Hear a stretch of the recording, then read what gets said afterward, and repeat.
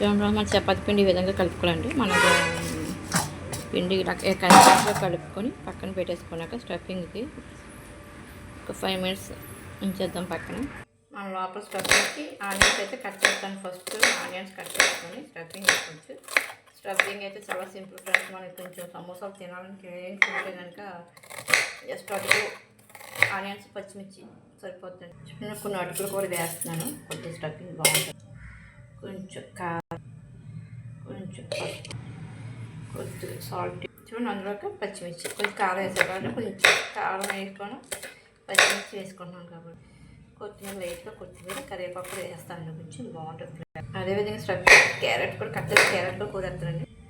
ఇందులోకి ఇలా కూర వేసుకుంటే అన్నీ ఉప్పుగా ఇంకా ధనియా పౌడర్ జీరా పౌడర్ అన్నీ వేసుకుంటే బాగుంటుంది. సో లెమన్ పిండుతాం ఫ్రెండ్స్. లాస్ట్ పైన నిమ్మకాయ పిండేసుకొని పిండేద్దాం. నిమ్మకాయ పిండిసి ఒక్కసారి స్టఫింగ్ అంతా సమోసాకి చపాతీ చేసుకోవాలి కాబట్టి ఆల్రెడీ పౌడర్ తీసేసి పౌడర్ వేసేసి చపాతీగా చేసేస్తాను నేనైతే. మనమైతే చపాతీ మాల్ మరి పలసగా మరి దసరా కాకుండా ఈ మాది చేసుకోవచ్చు. ప్లెయిన్గా మనకు ఏమి ఆయిల్ వేయకుండా జస్ట్ ఇలాగా ఇది కొంచెం కాలిదాకా కాల్చుకోవచ్చు. ఇలా ప్లెయిన్గా చేసి ఇలా కాల్చుకున్నాం కదా ఫ్రెండ్స్. ఇలా కాల్చుకున్నాం. చపాతీ సైజుని బట్టి మనం కట్ చేసుకోవాలంటే నేనైతే రెండు భాగాలు కట్ చేస్తాను. ఇంకెక్కువ కట్ చేయట్లేదు. ఇలా కట్ జస్ట్ ఇలా ఇదొకటి ఇలా కట్ చేస్తాను. కోన్ షేప్ ఇలా పెట్టాలని కోన్ షేప్ దగ్గరికి పెట్టేసుకొని ఇలాగా కోన్ షేప్ ఇలా పెట్టేసుకొని జస్ట్ మనం ఇందాక స్టఫింగ్ చేసే మిశ్రమం దీంట్లో వేసేసుకొని జస్ట్ ఇలాగ గోధుమ పిండితో మనం చేసుకుని పేస్ట్ ఉంటుంది కదండి. ఆ పేస్ట్ని జస్ట్ ఇలాగ అంటిస్తే ఇది అలాగా ఫోల్డ్ అవుతుంది. దీంట్లో లోపలికి ఇలా తోసుకొని ఇట్లు కూడా కొంచెం పేస్ట్ ఇలా అప్లై చేసుకుంటే దీన్ని ఇలా అప్లై చేసేసుకుంటే కార్నర్స్ ఏం బయటకు రాకుండా జస్ట్ మనం ఇలా అప్లై చేసుకోవాలి మొత్తం అంతా.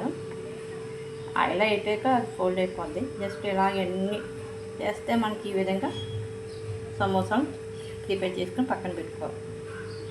అంతే ఫ్రెండ్స్. ఇలా మన సమోసాలు చేసుకొని ఇలా చేసుకోండి. ఇక్కడ ఆయిల్ కావుతుంది కాబట్టి సమోసాలు ఒక్కొక్కటి ఆయిల్లో సిమ్లో పెట్టేసుకొని వేసేసుకోవచ్చు.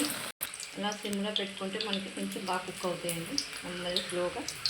చూడండి ఫ్రెండ్స్ మన సమోసాలు అయితే ఓకే అండి.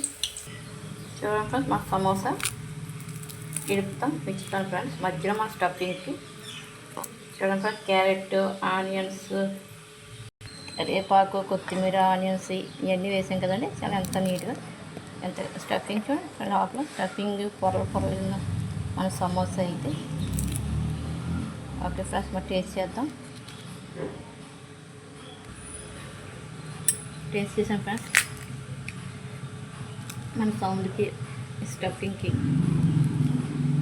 ఎంత క్రిస్పీగా మనకి అందులోనే కొంచెం నిమ్మరసం కూడా వేసుకున్నాం కదండి. సో టేస్టీగా మనకైతే మన కుక్ అయ్యే విధానం కూడా చూడండి friends. Home made samosa okay friends. మన సమోసా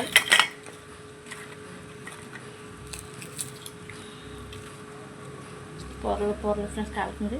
లేదంటే పొరల కింద మన సమోసా ఇచ్చి అంటే ఇడిపితే ఇలా పొరల కింద ఓకే ఫ్రెండ్స్. మరి మనకి ఇంకా మన సమోసా ఎలా ఉందో కామెంట్ చేయండి. ఉంటా ఫ్రెండ్స్.